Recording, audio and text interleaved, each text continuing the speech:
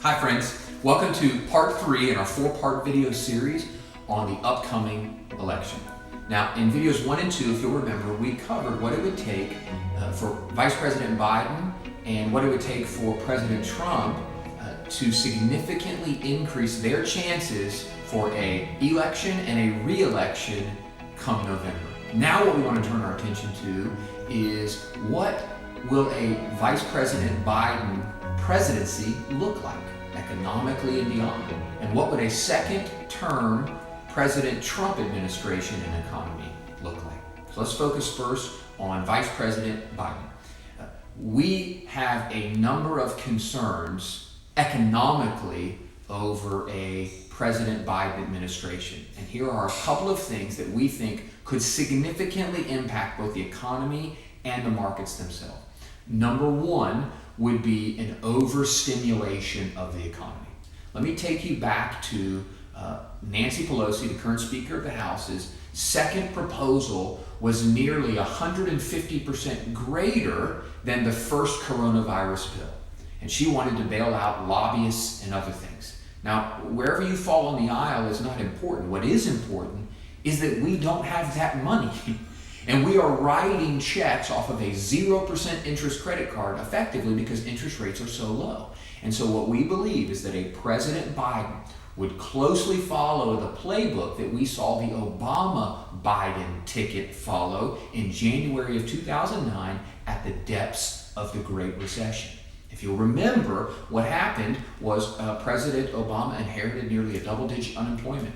He also inherited an auto industry and a banking system on the verge of monetary failure. And what did he do? He extended the Bush tax cuts and he overstimulated through quantitative easing and TARP, Troubled Asset Relief Program, and federal bailouts to make sure those institutions didn't collapse. Well, what we also saw was the national debt go from $7 trillion to $20 trillion under his 8 years in office. And so our concern is that a President Biden would do very much the same thing because he will in some ways inherit a very similar economy. Not market, but economy, because economies always lag markets. And so for him and his administration to overstimulate the economy could cause hyperinflation. Think about if you put too much air in the balloon, what happens? It explodes. If we put too much liquidity, too much stimulation into the markets, we could have a bubble pop. That bubble would be runaway inflation like we saw in the 70s. That's number one. Number two is, while we do think he will likely allow the Trump tax cuts, as they've been so eloquently called, to remain in place at least initially, our concern is his heavy-handed rhetoric around the elimination of the capital gains. Right now, for most folks, it's at 15%. And changing that to ordinary income, which is significantly higher. We would also be very concerned about the potential to undo corporate tax rates, which are now at 21%, and go back to their levels at 35 or even as high as 40%. And then number three is an increase in taxation overall. The estimates have just come out that the preliminary makeup of President Biden's tax hike plan is nearly 300% higher than that of Hillary Clinton 4 years ago. Those are the two biggest concerns we have.